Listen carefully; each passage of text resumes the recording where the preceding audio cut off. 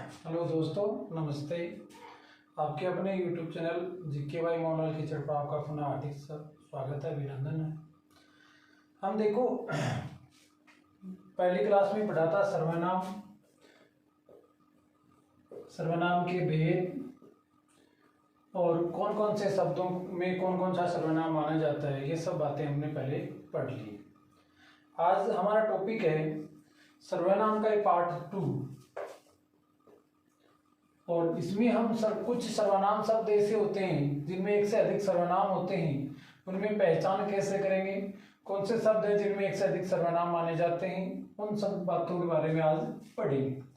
तो टॉपिक का नाम है सर्वनाम के विशेष नियम। सर्वनाम के विशेष नियम। सबसे पहले आता है आप शब्द में सर्वनाम की पहचान।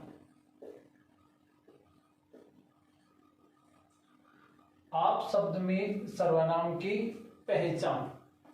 देखो, आप शब्द के संबंध में कुछ मैं उदाहरण लिख रहा हूं।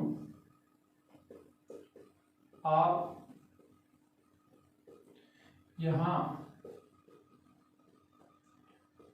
बैठिए। दूसरा उदाहरण है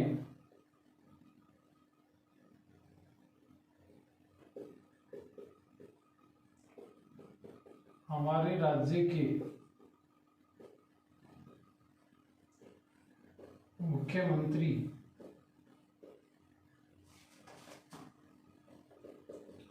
श्रीमान अशोक गहलोत हैं।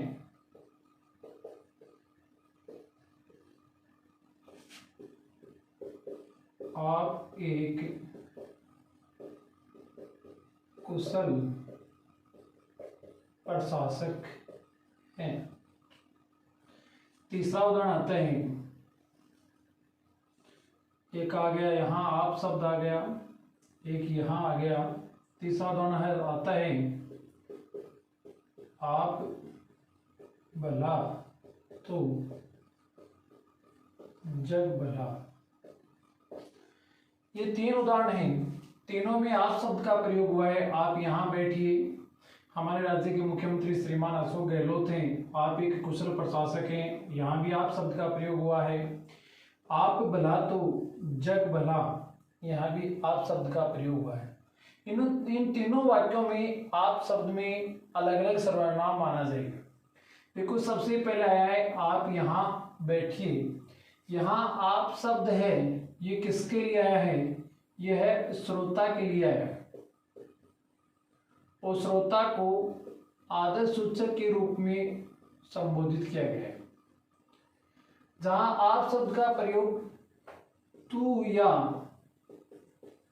तुम की जगह किया जाए, तू या तुम की जगह आदर सूचक के रूप में आप शब्द का प्रयोग किया जाए, तो उस स्थान पर आप शब्द में मध्यम पुरुषवाचक सर्वनाम माना जाएगा। मध्यम पुरुषवाचक सर्वनाम माना जाएगा। आप यहाँ बैठिए, आप वहां बैठिए, आप जाइए, आप आइए, इस प्रकार के वाक्य जहां हम दूसरे को आदर के रूप में पुकार रहे हैं, तो तुम की जगह आदर के रूप में, हम आदर सूचक के रूप में जब आप शब्द का प्रयोग करते हैं तो उसमें मध्यम पुरुषवाचक सर्वनाम माना जाएगा। दूसरा देखो, हमारे राज्य के मुख्यमंत्री श्रीमान अशोक गहलोत हैं। आप एक कुशल प्रशासक हैं। यहाँ आप शब्द हैं, ये मुख्यमंत्री के परिचय के लिए करवाया जा रहा है। जहां आप शब्द का प्रयोग परिचय के रूप में होता है, वहां आप शब्द में अन्य पुरुषवाचक सर्वनाम माना जाएगा। अन्य पुरुषवाचक सर्वनाम माना जाएगा। जहां आप शब्द का प्रयोग किया जाता है, जैसे आज के इस कोई भी कार्यक्रम होता है, उसमें कोई अतिथि होता है, हम कहते हैं आज के इस कार्यक्रम के वरिष्ठ अतिथि की अमुक व्यक्ति हैं या मुख्य अतिथि अमुक व्यक्ति हैं। आप एक समाज सेवी हैं, आप एक शिक्षाविद व्यक्ति हैं। तो वहां उनके परिचय के लिए जब आप शब्द का प्रयोग करते हैं तो उस आप शब्द में कौन सा सर्वनाम माना जाएगा? अन्य पुरुषवाचक सर्वनाम माना जाएगा। फिर तीसरा वाक्य है आप भला तो जग भला, या इसी प्रकार वाक्य लिख दें, वह है आप ही चला जाएगा।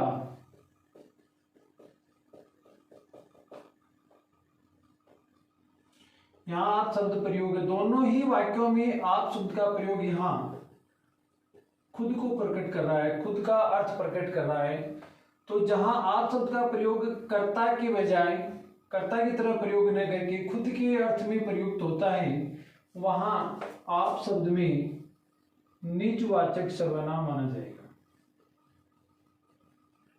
निजवाचक सर्वनाम माना जाएगा। तो इस प्रकार से आप शब्द में कुल 3 सर्वनाम प्राप्त होते हैं, मध्यम पुरुषवाचक सर्वनाम, अन्य पुरुषवाचक सर्वनाम और निजवाचक सर्वनाम। जहां आप शब्द का प्रयोग श्रोता के लिए तू तुम की जगह आदर सूचक में करेंगे, वहां मध्यम पुरुष होगा। जहां किसी के परिचय के रूप में करवाया जा रहा है तो वहां आप शब्द का प्रयोग परिचय के रूप में हो रहा, तो वहां अन्य पुरुष माना जाएगा। और जहां खुद के अर्थ में प्रकट हो रहा है वहां निजवाचक सर्वनाम माना जाएगा। इसी प्रकार हम देखें, जिस प्रकार आप शब्द में एक से अधिक सर्वनाम है, इसी प्रकार यह है, वह है, ये, वे, इनमें भी एक से अधिक सर्वनाम माने जाते हैं। तो उसकी पहचान हम करेंगे विशेष नियम में, नियम नंबर 2। यह है, वह है, या ये, वे शब्दों में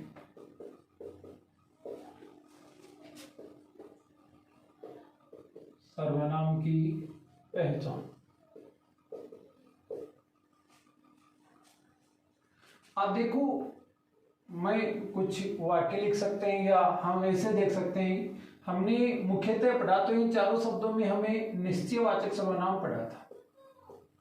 एक तो निश्चयवाचक सर्वनाम आता है, दूसरा हमें यदि हम देखें यह है, वह, ये, वे, इनका प्रयोग अन्य पुरुषवाचक में भी किया जाता है, अन्य पुरुषवाचक में किया जाता है। यदि इनको कर्ता की जगह प्रयोग कर दिया जाए तब अन्य पुरुषवाचक में होंगे। और यदि किसी संज्ञा की निश्चितता दर्शा रहे हैं, किसी संज्ञा की निश्चितता दर्शा रहे हैं, तो उस स्थान पर संज्ञा की निश्चितता बताते समय इनमें निश्चयवाचक सर्वनाम माना जाता है। उदाहरण देखें, जैसे वे कल आएंगे,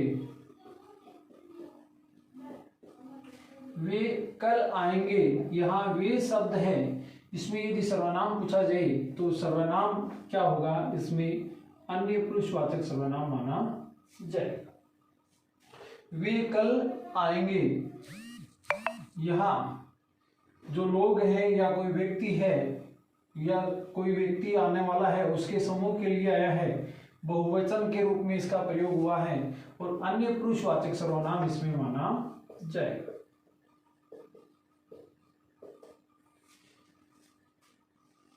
इसी प्रकार देखो, यदि इनका परिचय के रूप में करवाया जाए, जैसे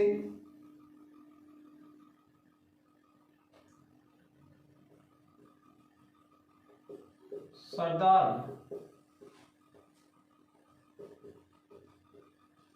वल्लभ भाई पटेल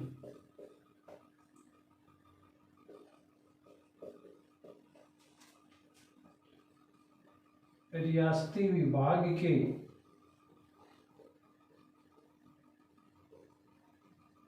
अध्यक्ष थे, वे दूरदर्शी राजनीतिज्ञ थे। यहां वे शब्द है, वे इनके लिए आया है, तो वे शब्द का प्रयोग जब यहां किया गया है तो इसमें भी यदि सर्वनाम पूछा जाए तो सर्वनाम कौन सा होगा? अन्य पुरुषवाचक सर्वनाम होगा।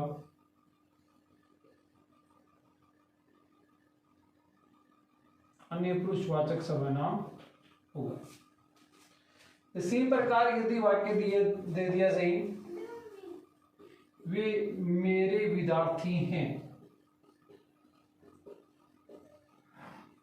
वे मेरे विद्यार्थी हैं, यहाँ वे शब्द का प्रयोग हुआ है, परंतु वे शब्द यहाँ विद्यार्थी एक संज्ञा शब्द है और इसकी निश्चितता दर्शा रहे हैं, तो यहाँ वे शब्द है, इसमें यदि सर्वनाम पूछा जाए तो निश्चयवाचक सर्वनाम होगा, निश्चयवाचक सर्वनाम माना जाएगा।